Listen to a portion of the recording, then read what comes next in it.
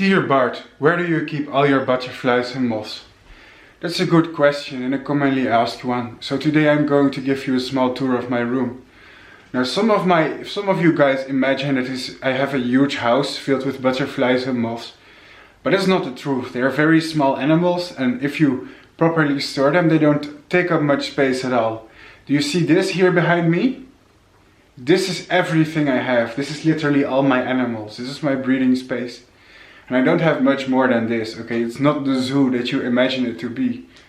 But we can give you a tour regardless of the room I keep them in. This is my bedroom, by the way. I sleep here. It's also where all my animals are. Let's get started. This is my moth cage. As the name implies, it is where I keep all my moths and my cocoons. Right now I don't have many of them, because it's winter and not many of them are hatching. But it has multiple shelves, where I can keep several plastic containers, as you can see, and it has a string, and if I pull the string it opens up. Let's take a look what happens if I pull it. Dun, dun, dun, dun, dun. Can you see it?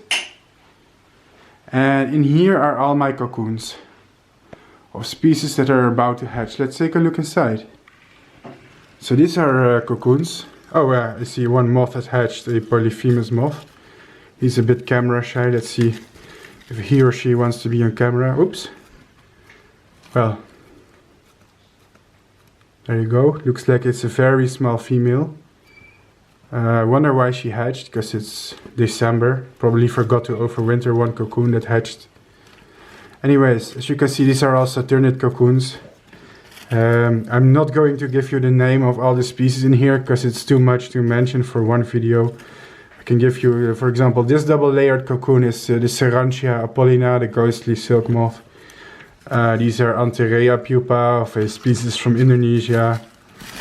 And we can go through this superficially very fast, because I don't want to spend all this video talking. Here we have Schaucina clemensi, a Laciocamped moth from Zambia. Now I also have pupa that pupate underground. I keep them in vermiculite, and for example, if I dig a little bit in here, you'll see the vermiculite is filled with pupa. Vermiculite is a mineral that absorbs moisture, and you can burrow your pre-pupa in here like this, and and keep them humid like this. You see it? So this is good moisture absorbing stuff. Just keeps my moths nice and healthy here and humid, so that they do not dry out. In each container I put a stick, so when a moth hatches they will climb up here on the stick and sit here on the roof. Here's some eggs, I guess, to take that off. The moths lay a lot of eggs, so don't be surprised if this container is covered with eggs. Anyways, and here are all the pupa of the moths that are not overwintering. Here we have, for example, some atlas moth cocoons, etc. You know, and this is 2 buckets filled with pupa of overwintering stuff. Sorry, not overwintering stuff, but of subterranean stuff that needs to, you know, burrow before it hatches. On the secondary shelf here I keep the containers that have caterpillars inside them. Here, for example, is a container with caterpillars and leaves.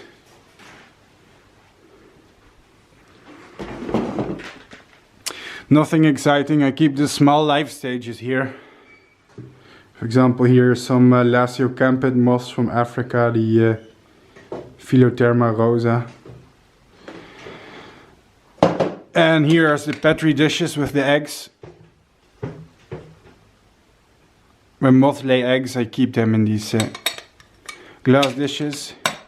Here are some fresh cocoons and pupa of species that have pupated. I still have to place them inside the cage. They are Holocerina, a ternid moth. So yeah. Here's some woolly bears. Can you see them? They're quite hairy. Small. Anyway, so to summarize it, here are the baby caterpillars and the eggs, here are the cocoons, and here are the big caterpillars. take a look. Now here on the bottom shelf we have some containers. Here we see some death's head Hawkmoth caterpillars. I'm currently raising a few of those. Just some old boxes I'm not using. But if we zip this open, for example, oh, here we already see a caterpillar. Can you see it? This one's about to pupate. It's a death's head Hawkmoth caterpillar. Can you see it? So those are here inside these cages. If you've watched a lot of my channel, you've seen these kind of cages before. You know, they zip up like this. Yep. Here we have some privet leaf. And if we look closely in it, we will find some caterpillars in here, I guess. For example, here in the back. Here on this branch, can you see it? Caterpillars. The death's head Hawkmoth I'm raising. There's a video of them on my channel, see? So I keep them here in... these cans are filled with water. And the branches absorb the water, which keeps the leaf fresh. They're just monster energy cans, because I drink that shit a lot. And some leaf. So in here we can... If we swipe this to the side, I know this is a bit of a messy video, it's not my best work, it's not a professional video, but yeah, here you see some Hawkmoth caterpillars, can you see it? And that's what's inside my cages. There you go. And here we have the same thing, but with the different species, still some privet. Let's see, these are my Caleta silk moths, Eupacardia caleta. They are not growing that well. I've lost a few, they're dying. But I hope some of the survivors will pupate. So just an example of how I keep my animals. So we go up, up, up. As you can see, these shelves have been tailored to hold a few cages. Now here we generally see a lot of trash, like flashlight, calculator. I don't know, there's even like...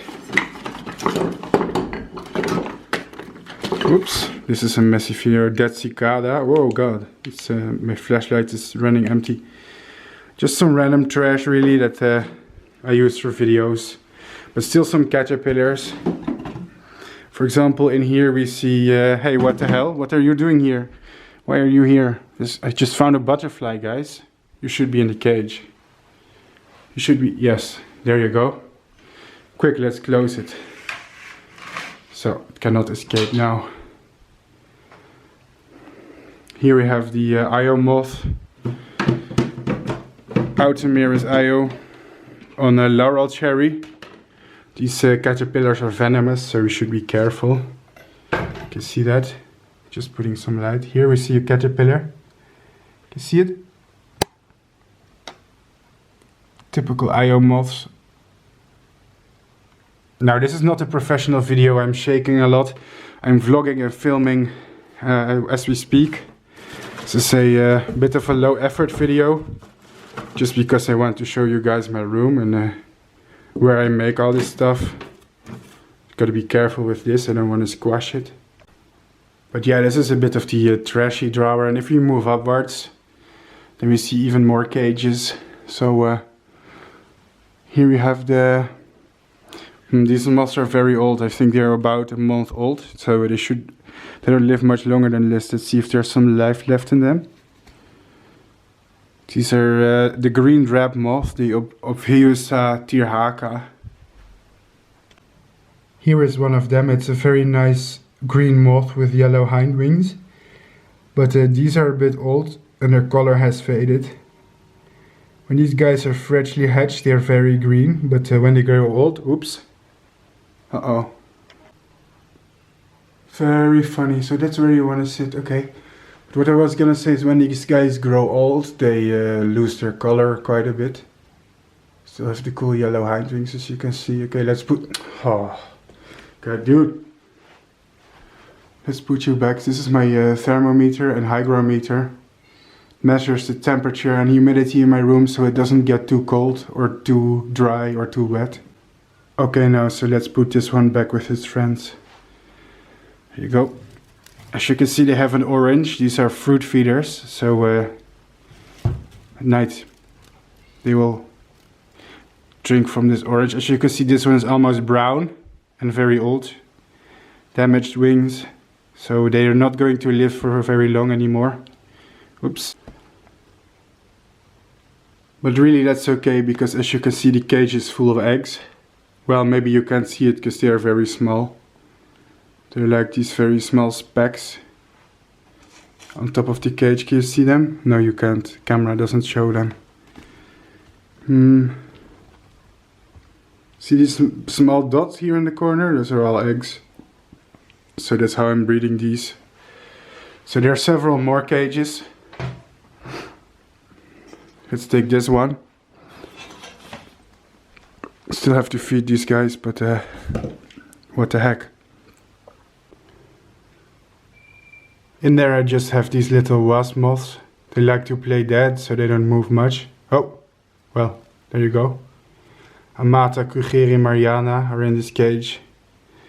These moths only live for a short time and are day active, so they need some light to pair and stuff and lay eggs. You also got to feed them once in a while. Nice species though. There you go. Alrighty.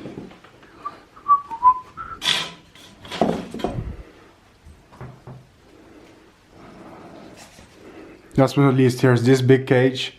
And this big cage contains two smaller boxes. See what's inside. Okay, this is a messy video. I don't bother with editing this one too much. We can just take a look. This is my bed. This is where I sleep. It's true, it's true, it's true. It's my bedroom, like I said. There we go. And in here I've just got these weird little tiger moths, the Balacra preußi. This box is inside another cage because these guys really like to escape. So if they escape, they're not walking around in my room and they're still contained. And there's also another box with another tiger moth species in it. Let's take a look. There you go.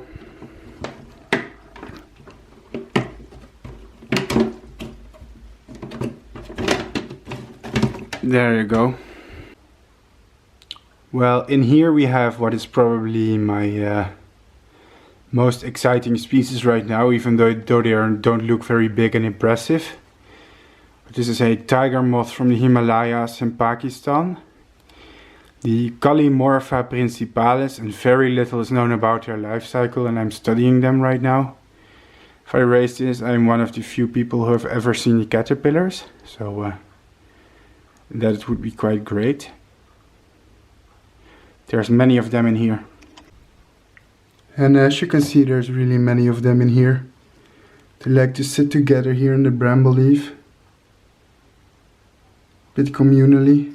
See, some leaves have almost entirely been eaten. Just this one. If we dig around here, we see these clumps of caterpillars everywhere.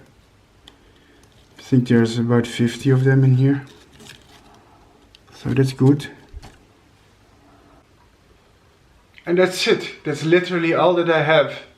So the big image that you have of a butterfly or moth zoo, that's not true. You can fit all of this in a small space if you keep it clean, if you are efficient. So we can take a look around here in my room. Here's a Lord of the Rings poster. When I was younger, I used to be a huge Lord of the Rings fan, but nowadays, well, I still like the movie, but my preferences are different nowadays. I watch a lot of Tarkovsky, pretentious art house stuff and not these CGI fests. This is my bed. Oh yes, it's the exclusive footage of the bed of Bart Coppens. Here, let's lie in it. When I'm sleeping, guys, when I'm lying in bed, okay, good night, then I can see the moths hatching at night, even in my bed. I can sleep here And just look at my insects. That's great, isn't it? Here on the wall are some swords. They're actual swords. These are Lord of the Rings swords. Here's for example the Anduril. It's made of metal, as you can see. Like I said, I used to be a huge Lord of the Rings fan. My bedroom is a little bit childish. I've actually been in this room since I was quite young. So maybe I should upgrade to a different space. I used to have my own place, but currently I'm back in the same bedroom where I lived since I was like a child. So it still has some, maybe I should change this floor, because it's starting to look a little bit outdated now and childish, but hey, I'm young, it's still acceptable. I'm a man-child. Here I have just some childish stickers. Wow, toxic, so edgy. And this is just my bookcase, you know, all my books. Obviously, most of them are going to be about butterflies and moths. They're in Dutch, vlinders, rupsen en waardplanten. It means butterflies, caterpillars and host plants. But also things in Russian, like this Bradzyniki fauni Rossi I sopredельных territory. It means the Hawkmoths of Russia and adjacent territories. So I'm learning Russian, by the way. You guys probably knew that. Or it's like a mushroom guide. So most of these are books about nature. You have a few actually very expensive ones, like the Campbell Biology. This contains just about anything you need to know about biology. So it's basically everything you need to know is in here. So yeah, that's kind of great, isn't it? And that's my room. It's disappointing, isn't it? Because you guys have such huge expectations, but it's nothing. What we see here, this is literally everything. This is all my animals. So, you know, it seems like I breed a lot because I make a video of every species I have, but it's modest. It's modest. I'm pretty sure in Europe there's many breeders who have 10 times more than me, but that's okay. I like quality over quantity, so